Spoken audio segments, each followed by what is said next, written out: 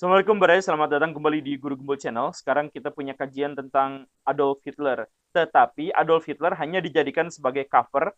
Intinya sekarang kita akan kaji tentang filsafat ketuhanan. Kita akan uji. Jadi buat Baraya yang tidak terbiasa untuk belajar filsafat atau tidak terbiasa untuk mengkaji filsafat, maka ini ada filsafat ared gitu ya. Jadi sekali lagi mohon maaf, tapi untuk yang senang sama filsafat, yuk kita sama-sama kaji ini. Kajiannya adalah tentang kehidupan Adolf Hitler, tapi dari situ kita akan melihat bagaimana relevansinya terhadap prinsip ketuhanan yang selama ini kita anut. Kita mulai.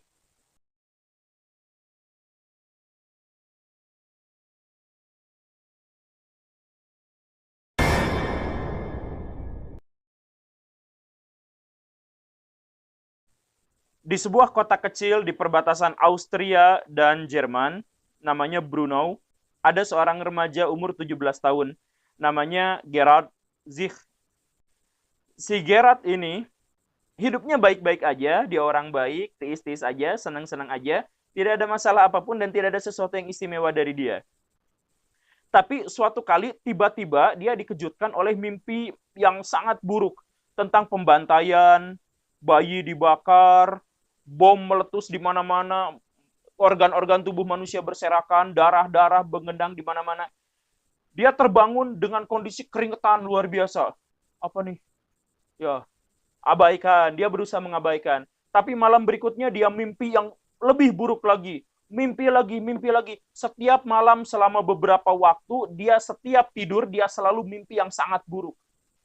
Dan mimpinya selalu berkisar tentang pembantaian, darah, termutilasi, bom, gas beracun, dan lain-lain. Dia stres, dia depresi dengan mimpinya, dia sampai tidak mau tidur gitu. Karena setiap tidur dia mimpi yang seperti itu. Tapi kan tidak tidur itu malah menambah masalah, dia malah depresi kan. Orang kalau tidak tidur itu depresi.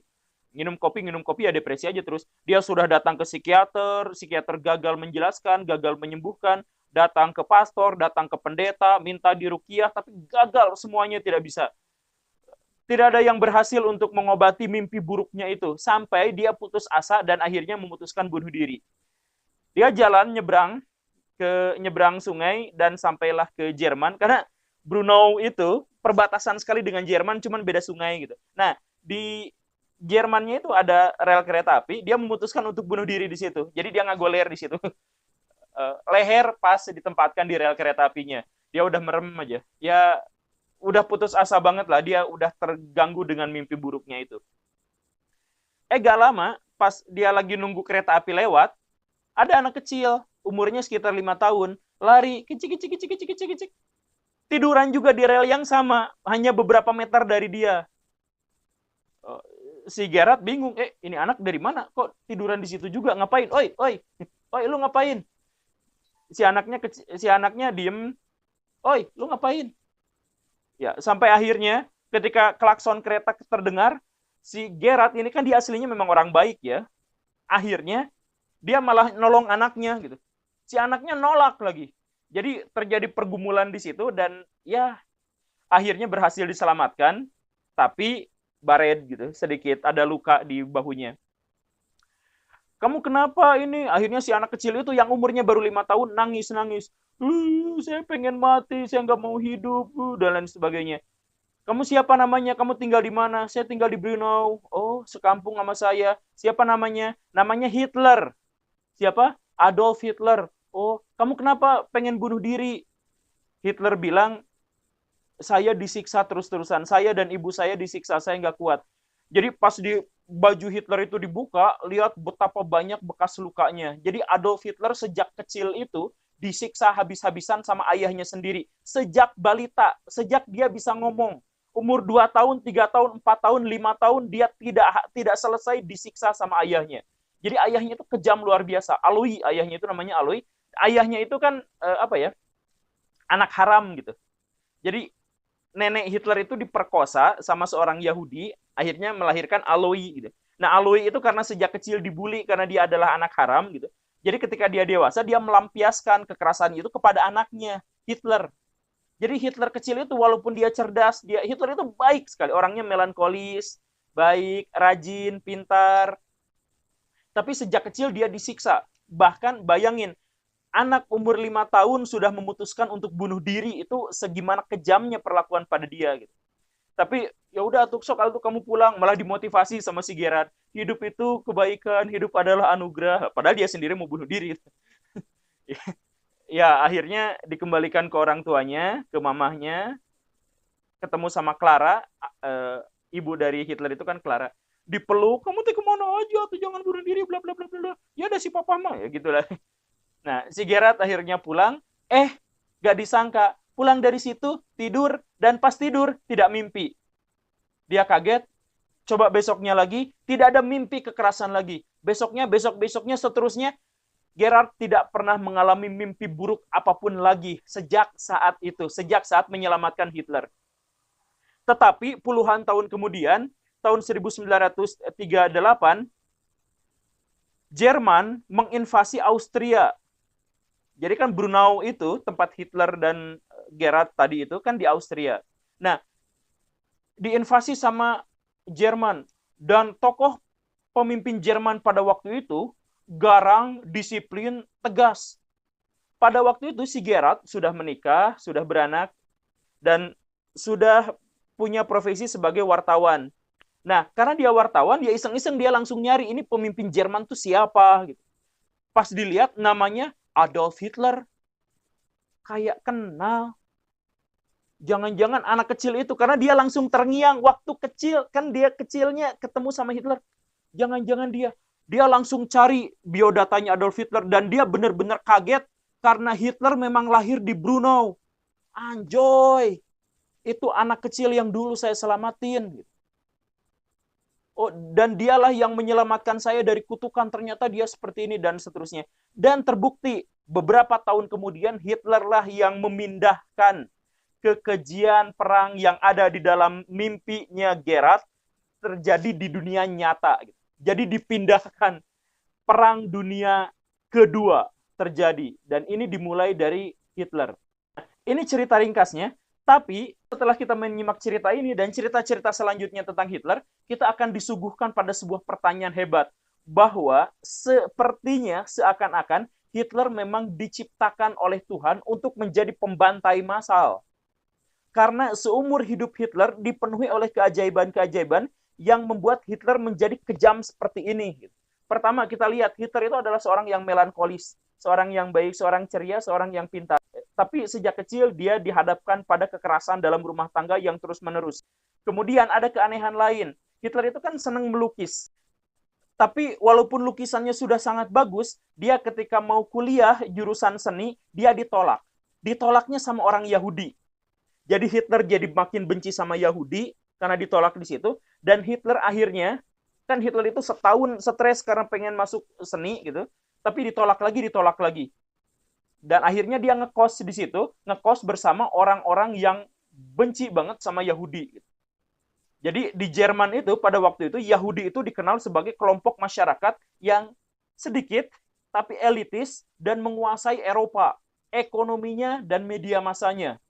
Jadi Hitler itu makin benci sama Yahudi. Tetapi di sisi lain Hitler juga kehidupannya terus-menerus dipelihara oleh Tuhan. Kita anggap ya dipelihara oleh Tuhan. Kita ambil contoh selain kasus yang seperti itu. Di Perang Dunia I, sepanjang dia jadi tentara ada begitu banyak keberuntungan-keberuntungan yang kalau dilogikakan sih kayaknya susah kalau disebut itu sebagai kebetulan. Misal, Hitler tergabung dalam pasukan 3.000 orang. Terjadi perang, 2.500 orang meninggal, 500-nya selamat. Satu diantaranya Hitler. Hitler pernah berkonvoi bersama 10.000 pasukan. Semuanya mati, kecuali Hitler dalam perang. Jadi benar-benar banyak kebetulan gitu. Hitler kan jadi kurir di perang untuk menyampaikan pesan dari satu basis ke basis yang lain. Itu banyak saksi mata yang melihat bahwa bom itu dijatuhkan beberapa meter setelah Hitler lewat gitu. Selalu Hitler lewat di sini, Cilegur. Hitler lewat di sini, Cilegur. Jadi kebetulan banget. Sempat ada kejadian dia lagi ngumpul-ngumpul sama teman-temannya di tenda. Makan di tenda. Pas lagi ngobrol-ngobrol kayak gitu, anjingnya keluar lari gitu. Kan Hitler punya anjing. Ya Hitlernya terpaksa keluar ngambil anjingnya. Pas dia baru aja keluar, bom jatuh di tendanya. Seluruh teman-temannya mati berserakan. organnya. Hitler, wow, selamat. Ada begitu banyak kasus dan kita bisa sebut Hitler tahun 44 sampai menyatakan bahwa dirinya itu abadi. Karena dia sendiri melihat begitu banyak upaya pembunuhan pada dia, kematian yang hampir menghampirinya, tetapi selalu gagal. Gitu. Di akhir Perang Dunia I, ketika Jerman akhirnya kalah, ini Hitler itu kan bahkan sudah di ujung senapan lawan. Ada seorang perwira Inggris yang kelak jadi pahlawan Inggris, namanya Henry Tandy. Nah, si Henry ini sudah berhadapan 1 lawan 1 dengan Hitler dan sudah ngokang, udah gini, udah siap dibunuh. Hitler yang udah kepayahan udah pasrah aja. Tapi si Henry ini kasihan ngelihat Hitler. Jermannya udah kalah. Terus ini juga ya kasihan lah. Sisi kemanusiaannya walaupun dia tentara ya, sisi kemanusiaannya muncul. Diambil lagi senapannya, sok lari aja. Makasih, kata Hitler, lari aja. Ketika Hitler di tengah Perang Dunia II, ketahuan Hitler itu pesan sebuah poster tentara dari Inggris. Kan di Inggris si Tandy itu sudah sangat terkenal karena dia perwira gitu ya, karena dia tangguh gitu, dalam peperangan. Nah, Hitler pesan poster, pas dilihat memang poster Henry Tandy ini, pas ditanya, "Kok kamu pasang poster ini di kamar kamu? Ini kan tentara Inggris." Dia bilang, "Orang ini yang menyelamatkan saya." Gitu. Jadi bahkan udah di depan mata pun kematian, Hitlernya gak jadi mati gitu. Apalagi saat dia memimpin, ada begitu banyak kebetulan yang aneh. Ada ratusan tentara udah siap menghadang Hitler. Hitler mau jalan lewat sini, kanan kiri sudah penuh dengan senapan mesin, siap nembak. Hitlernya belok. Gak jadi. Ada udah nyiapin bomnya simpen di kopernya udah dibawa sama Hitler. Sumbunya kering. Ada Hitler lagi pidato, no. Speaker buat pidato itu udah dipasangin bom. Yang megang remote-nya, yang calon pembunuhnya itu, kekunci di toilet umum kekunci. Jadi, nggak bisa. Jadi, berkali-kali aneh sekali. Ada bahkan Hitler itu kan dihianati puluhan mungkin ratusan kali seumur hidupnya di Nazinya sendiri, tapi selalu gagal. Ada bom udah disimpan di bawah kakinya, malah kehalangan sama mejanya hancur, orang-orang di sekitarnya 4 orang mati, Hitlernya masih selamat, cuman berdarah doang. Jadi ada begitu banyak hal yang aneh, dan kalau dilihat-lihat akhirnya Hitler mati di tangannya sendiri, bunuh diri, minum sianida, jeder. Begitu. Jadi Hitler abadi, tidak bisa dibunuh kecuali oleh dirinya sendiri. Nah, itu pun terjadi setelah 60 juta orang meninggal gara-gara perang yang dia sulut. Jadi, kalau kita mau ngomongin tentang filsafat Tuhan, kita sudah pernah sedikit banyak membicarakan tentang pemikiran apakah Tuhan itu ada. Sekarang kita akan bertanyakan apakah Tuhan itu jika memang ada, dia melakukan hal-hal yang benar gitu. Ini maaf ya, tanda kutip gitu. Ini makanya saya bilang tadi di awal ini adalah kajian filsafat. Dilihat dari kehidupan Hitler, beliau itu kayaknya memang didesain untuk menjadi pembunuh dan diselamatkan seumur hidupnya untuk melaksanakan misi pembantaian umat manusia. Ada gagasan filsafat teologis anti Mahdi, saya sebutkan anti Mahdi. Baraya bisa lihat di film Batman misalkan, bahwa kalau satu masyarakat sudah kelewat kasar, sudah kelewat jahat, sudah kelewat menentang Tuhan, maka Tuhan akan menghancurkannya. Di film Batman itu digambarkan kota Gotham sudah sedemikian hancur, maka akan ada penjahat Ra's al Ghul yang akan memusnahkan itu. Dan terjadi berkali-kali di masa lalu kondisinya seperti itu. Nah, apakah ini juga terkait dengan itu gitu? Apakah dunia sudah terlalu kacau sehingga Tuhan harus memusnahkan 60 juta manusia gitu? Kalau kita berpikir tentang ketuhanan gitu ya. Kalau saya dianggap bermasalah dengan mempertanyakan ini, ada jutaan orang di masanya yang juga mempertanyakan itu. Makanya, kalau kita lihat statistik agama-agama di dunia, sebelum perang, itu orang yang ateis sedikit. Tetapi setelah perang, pas Perang Dunia I, Perang Dunia II, kemudian Perang Dingin, itu jumlah ateisme di seluruh dunia bahkan mengalahkan, menyalip penganut muslim di seluruh dunia. Banyaknya. Jadi, ateisme adalah agama yang perkembangannya paling pesat sepanjang sejarah. Kalau ateisme dianggap sebagai agama. Dan itu dimulai dari perang. Baraya sih sekarang menganggap bahwa misal ya peperangan itu ya hanya apa gitu karena kita melihat di dalam kondisi damai gitu. Tapi kalau kita melihat, merasakan dan mendengar sendiri perang itu bagaimana kengeriannya, itu mungkin kita juga akan menjadi ateis. Kita akan mempertanyakan kenapa Tuhan menciptakan hal yang seperti ini gitu. Kita lihat di episode ini kita pernah bahas bahwa Timur Tengah sekarang di Arab Saudi bahkan ada sekitar 5-15% yang akhirnya keluar dari Islam, menyatakan ateis atau agnostik gara-gara perang. Jadi perang itu sangat buruk untuk agama. Karena orang itu berpikir saat dia dalam kondisi kritis. Saat dia tidak dalam kondisi kritis, dia biasanya taklid buta pada sesuatu yang lain. Nah, dalam kondisi perang, orang menjadi berpikir, orang mempertanyakan, orang yang bukan filosof juga tiba-tiba berpikir secara filosofis, kenapa ini terjadi? Kenapa perang yang mengerikan ini terjadi? Kenapa ini terjadi pada saya? Dan sebagainya. Tuhan dibicarakan, apa dibicarakan, akhirnya banyak yang menjadi ateis gara-gara ini. Kalau ateisme itu disebabkan oleh perang yang dilecut oleh Adolf Hitler, kenapa juga Tuhan yang minta disembah dalam ajaran agama justru malah menciptakan ateisme, ratusan juta pengikutnya, hanya dalam rentang waktu yang sangat pendek. Perang itu sangat baik untuk teknologi. Karena dengan perang, teknologi kita yang sekarang maju ini gara-gara perang.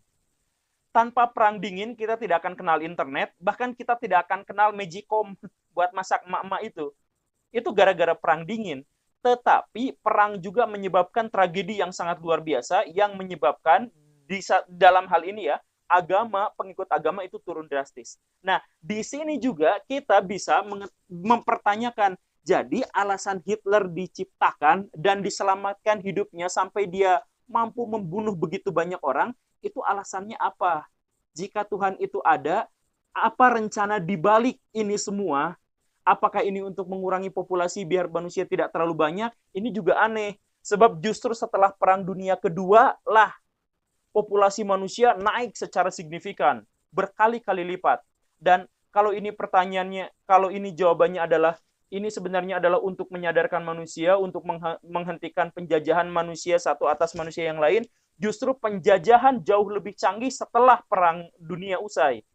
Jadi, ya sekali lagi saya nggak ngajak murtad, nggak ngajak ateis, nggak ngajak apa. Ini adalah pertanyaan yang diungkapkan oleh orang-orang ateis yang merasakan kekejian perang yang diakibatkan satu diantaranya adalah oleh Hitler. Dan Hitler kita juga barusan sudah bahas, sepanjang hidupnya dia dilindungi oleh kekuatan yang gaib yang terus-terus menyelimuti dirinya. Itu saja Baraya, ini bukan untuk menyimpulkan sesuatu, untuk menghasilkan pikiran sesuatu, bukan untuk itu. Ini dekonstruksi. Ini ya nanti kita bisa jawabnya bisa lain-lain. Baraya juga pasti punya jawaban, silakan tulis di kolom komentar. Semoga dengan seperti ini kita bukan menjadi penghujat, tetapi kita menjadi orang yang sadar. Kita temukan jawabannya, kemudian kita akhirnya menjadi orang yang lebih bijak. Siddhartha Gautama pernah mengatakan, berpikirlah setiap saat, berpikirlah sering-sering tentang kenapa kalian hidup dan kalian nanti mati bawa apa. Berpikirlah terus-terusan sehingga kalian menjadi orang bijak. Kalau kalian tidak pernah berpikir tentang hal-hal itu, kalian akan terkurung dalam kebodohan. Konten YouTube kita kali ini bukan untuk menghujat Tuhan, bukan untuk mempertanyakannya, tapi untuk mempertanyakan kepada diri kita sendiri, apakah kita sering berpikir tentang hal-hal seperti itu. Terima kasih karena sudah menyaksikan. Saya Guru Gembul. Silakan tonton episode saya yang lain. Assalamualaikum warahmatullahi wabarakatuh.